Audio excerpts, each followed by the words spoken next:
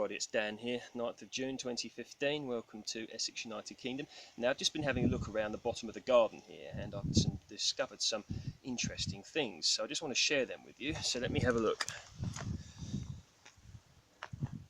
Now what we've got here is this is a St. Julian A plum rootstock. As you can see, is indeed a plum. Now St. Julian A is your sort of standard size plum tree for your garden.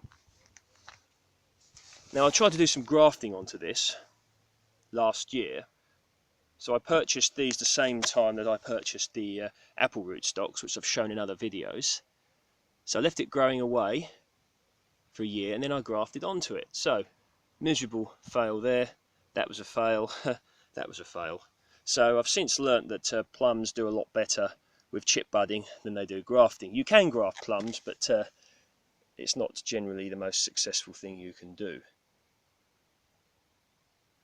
Now you can also use these St. Julian A's for nectarines or peaches.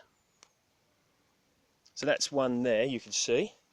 And I have another one here. This too is a St. Julian A.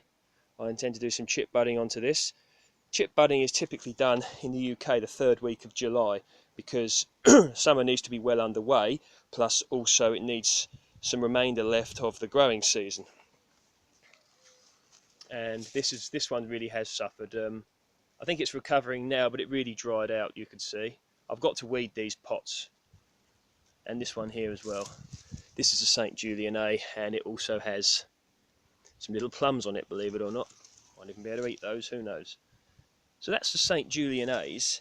Now also amongst this group here, I had some walnuts which were grown from nuts from the big walnut tree, which I will show you in a minute. There we go. That's one. This one as well, in amongst this rabble of weeds. Two. And a third one here. So there we go. Now I'm going to show you the big walnut tree.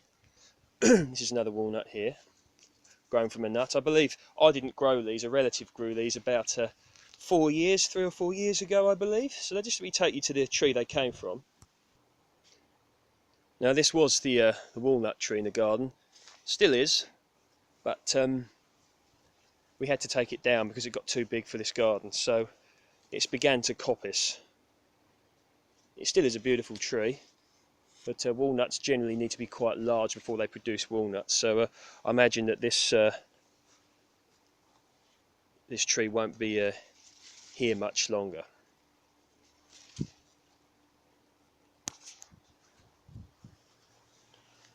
So that's definitely, you know, a thing you can look to do if you want to take down a tree, or even if you don't want to but you have to, or the tree is diseased or it's going, something like that, well past its sell-by date, not producing enough fruit, or indeed just getting too big for your garden. You can try to find a way to propagate it. So if that was an apple tree, you could maybe take some grafts from it, graft them onto another tree or to a rootstock, or you could do something along those lines, or grow from a nut. Take a nut from the tree, if it's a walnut or a hazelnut, something like that, and that's a good way you can sort of keep your heritage going, because I know that people quite often get given trees as a gift from a relative or something like that, or a friend, and there can be a sort of an emotional sentiment attached to trees.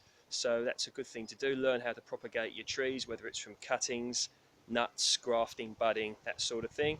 And hope you're having a nice day. A little bit chilly today, and as you can see it's a little bit breezy, but summer well underway, doing well, and enjoy your gardening, keep going, and I'll speak to you next time. Thank you.